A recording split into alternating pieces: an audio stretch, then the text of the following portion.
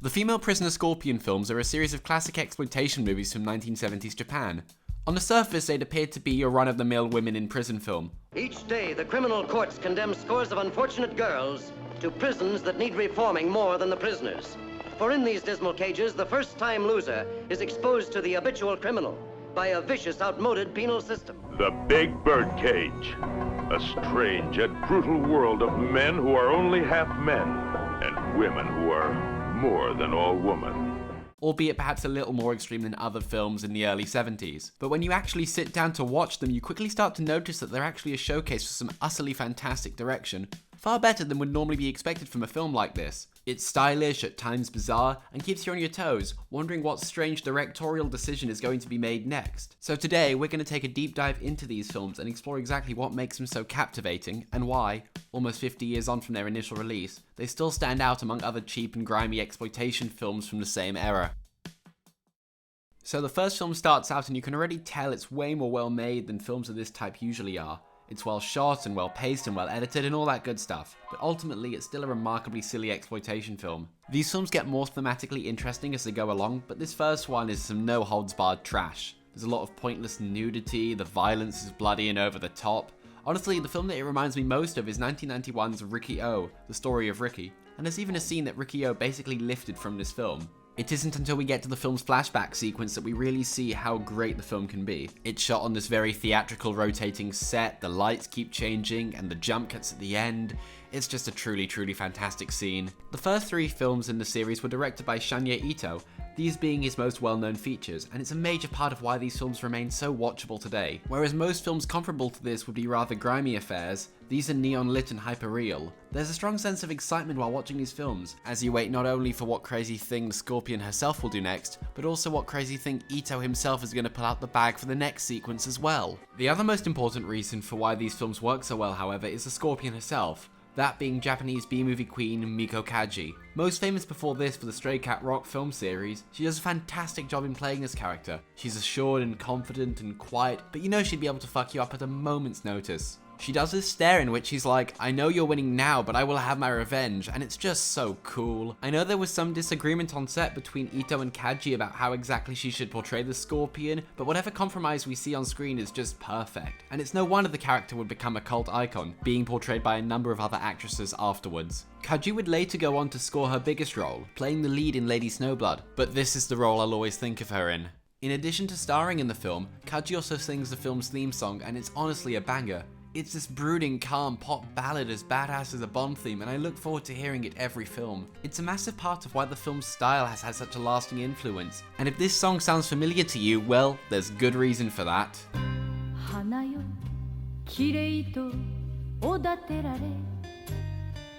That's right, it was used in the closing credits for Kill Bill.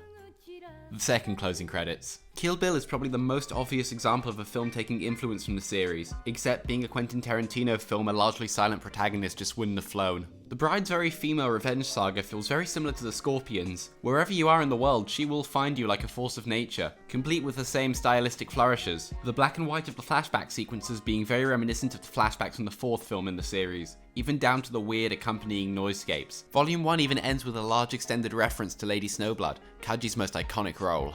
In addition to Kill Bill, which let's face it is the obvious comparison to make, I would also argue that the series had had a massive influence on Nicholas Winding Refn's much underrated and best movie, Only God Forgives. It's another revenge movie with a very similar style, a lot of shots of characters looking at things with a very similar hyper-reality, with Gosling's protagonist being comparably wordless to Kaji's Scorpion. These are just 2 examples, but it's clear that these films haven't gone unnoticed among the crop of post-modern, hyper-stylist, grindhouse-influenced filmmakers that Tarantino and Refn find themselves in, and that these films continue to have influence to this day. Overall, what do I think of the first film? I like it quite a bit. It's some very stylish OTT exploitation, but it's with the series' second film, Female Prisoner Scorpion Jailhouse 41, where things really start to get interesting. The back of the Arrow Blu-ray for the film refers to it as being a fusion of avant-garde cinema and violent exploitation. And you know what? It kinda is. Let's break that sentence down. In terms of violent exploitation, after a characteristically bombastic opening, some of which could have been taken straight from an absurdist comedy, the exploitation is toned right down. There's very little nudity in the whole film, and the violence begins to feel tinged with a kind of misery instead of catharsis. In fact, when the film's exploitation roots do start to show in certain scenes, it almost feels jarring, as if we've suddenly entered a very different movie. And as for the avant-garde elements, well, the film focuses on a group of prisoners, the Scorpion included, who escape custody. Things seem to be going as they should until the group encounter a witch, as in a literal witch, in an abandoned village, and the film becomes truly excellent. We get this fantastical and again very theatrical scene in which the witch sings about how these women were driven to commit crimes by the men in their life, the implication being that many of these acts are only crimes because the male prison system is there to protect men's society. And it's just a brilliant sequence. The lighting and camera work and pacing, it's just marvelous. Is it particularly profound? Perhaps not. We'll get to the film's politics later, but it's a very genuine moment of introspection. The film's theatrical elements don't just stop there, however, and we get a number of, dare I say, Brechtian scenes depicting these women's treatment in a manner that is equal parts stylish and deliberately alienating. But most importantly, the violence in much of this film, including these scenes, isn't leery and exploitative, but actually quite miserable. When the male guards get it, it's some fun nonsense, but the film actually gives its central characters some kind of autonomy here. It's clear who we're meant to be rooting for and why. Overall, this film is genuinely great. And not in some kind of postmodern, ironic, detached manner. I mean, it's genuinely great. Feel free to skip the first one if it's not your thing, but I highly recommend this one to anyone who shares my taste in cinema. It was a lovely little surprise, and I genuinely felt captivated by this film. It's a stylish thriller with a very unique feel to it that manages to somewhat successfully balance all of its elements, or at least shoot so high that the dichotomy between the film being genuinely contemplative as well as exploitative is somewhat forgivable. So, with the excellent second film in the series, how does the film's third entry, Be Stable, hold up? Well, in my opinion at least, it's definitely the weak link in the tetralogy. After an absolutely brilliant opening that combines the series' fun, over-the-top silliness and badassery, it throw everything at the wall style, and that amazing theme tune, the film just really slows down hard. This one's rather miserable actually. It's easily the most extreme of the films, but the least fun. It doesn't have any of the substance to make the previous films so interesting, and after the opening titles it has none of the insanity of the first film. Even the film's style is rather lackluster. It has a few cool moments, but they're few and far between, and they lack the punch or jaw-dropping quality that they once had.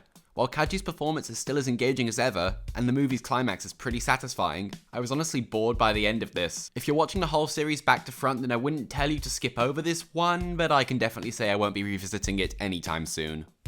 Before we get into the divisive fourth film in the series, there's one aspect of the collection I feel that needs discussing, and it's not exactly pleasant, so here's your content warning again.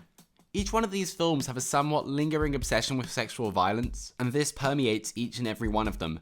70s exploitation films in general were obsessed with depicting acts of sexual assault in as graphic a way as possible, but in these films it's notably troubling for a number of reasons. Firstly, in literally all instances there's absolutely no reason for it. No narrative reason except contrivances, and the thematic reasons still don't require frequent or graphic depictions. It's literally just set dressing to amp up the film's intensity and nothing more. While using very silly and over-the-top violence for the hell of it only serves to make the films feel campier and paradoxically at times even more innocent, the use of sexualized violence in this just imbues the film with an air of misogyny, and brings me to my second point, which is that these moments are always very male-gazy, always shot from the male perspective, and with the exception of the second film in which effort is made to cut away from these scenes quickly, always held on for a needlessly long amount of time. The presumed male viewer is certainly not here meant to be watching this wishing the characters weren't going through this ordeal. The feeling it's meant to be creating is somewhere between haha offensive, indifference, and most troubling of all, I fear occasionally titillation. Finally, perhaps the most troubling aspect of these films' depictions of sexual violence is that it's oftentimes framed as being the fault of the victim in a way that's so cartoony you'd think they were attempting to do a joke or make some actual commentary, except for the fact that they're not. These elements really do make the films feel both incredibly dated and genuinely detract from the overall enjoyment and quality of them. Yes, these are intentionally nasty 1970s grindhouse releases, but, in the words of the great John Waters, there is such a thing as good bad taste and bad bad taste. And while most of the elements of these films would fit into the former category, the way in which sexual abuse is shown constantly and clinically throughout them firmly resides in the latter category. As troubling as these elements are, it does not negate the genuinely great and interesting aspects of these films, but if we're going to do a deep dive into them without acknowledging just how problematic they can be, then it would not only be inaccurate, but flat out dishonest as well.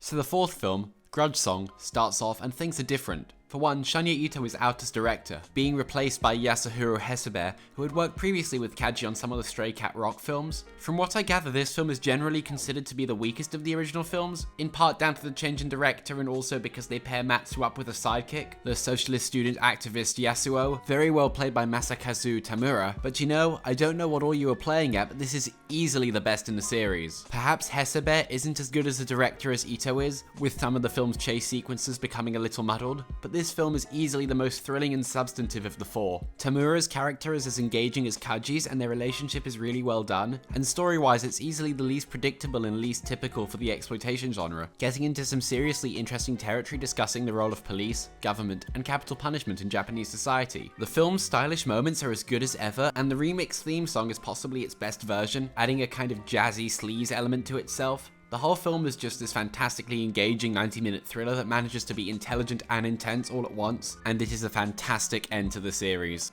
Grudge Song in particular may be the only film in the series to dive into politics wholeheartedly, explicitly exploring what was only superficial in the previous films, but there's genuinely a lot of interesting aspects to these movies to unpack. So strap in folks, because it's time for what is fast becoming my channel's brand. It's Alex reads radical politics into trash movies. The main theme in all of these films is police violence and brutality, something that is explicitly extended to police violence against radicals in the fourth film. During the 1960s in Japan, there were two waves of protest relating to the signing and then renewal of the Treaty of Mutual Cooperation and Security between the United States and Japan, abbreviated in Japanese to ANPO.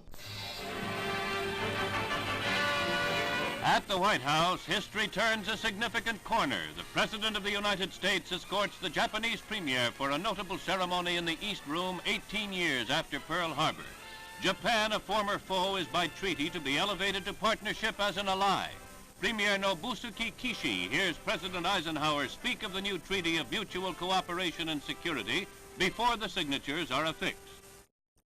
This treaty represents the fulfillment of the goal set by Prime Minister Kishi and myself in June of 1957 to establish an indestructible partnership between our two countries, in which our relations would be based on complete equality and mutual understanding.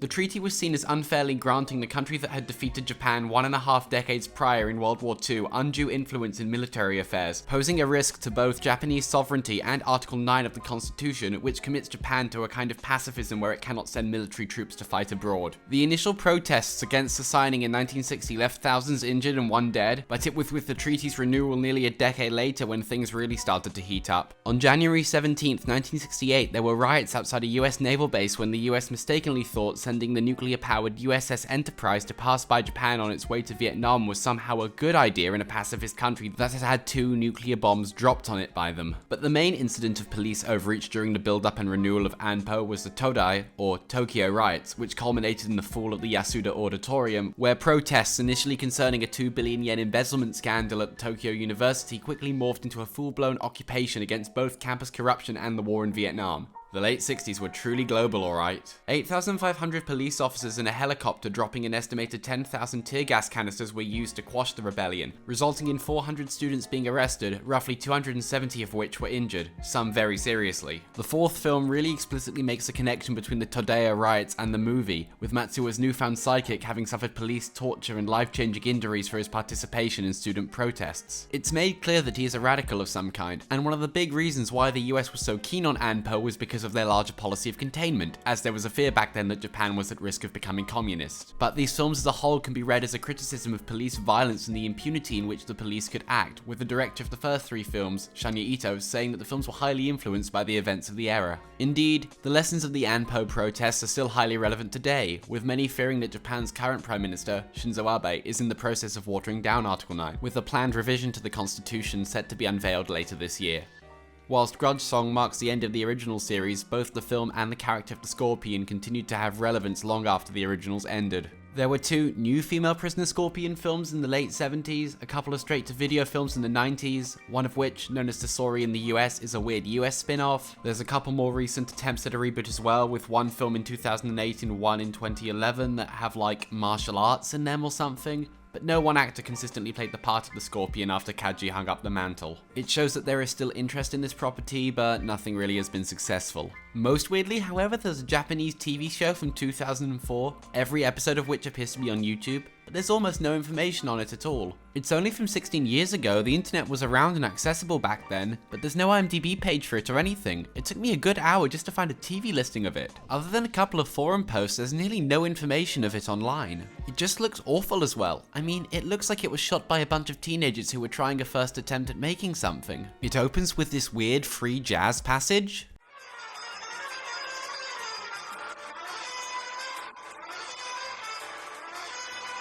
And it ends with this awful cover of the original theme song.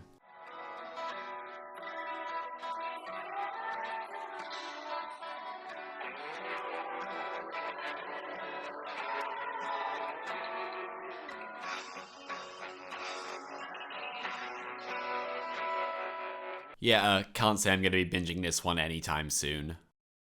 The female prisoner Scorpion films are clearly still remembered today, with the sheer amount of attempted revivals and its explicit reference in Kill Bill standing as testament to that. They may be somewhat dated 70s oddities, but they're still pretty decent fun, even with the problematic elements that I've discussed. You can rent them on YouTube. If you've never seen them and you made it to the end of this rather unwieldy video, then I'm guessing you probably do think that this sounds like the kind of thing you'd enjoy, so definitely check them out. I worry perhaps in dedicating such a long project to them I may be overstating their quality, but clearly there is something about these films, whatever it may be, that's interesting, charming, and layered enough to warrant this level of analysis. Thank you so much for watching this video, and I hope you subscribe to my channel for more sporadically produced content.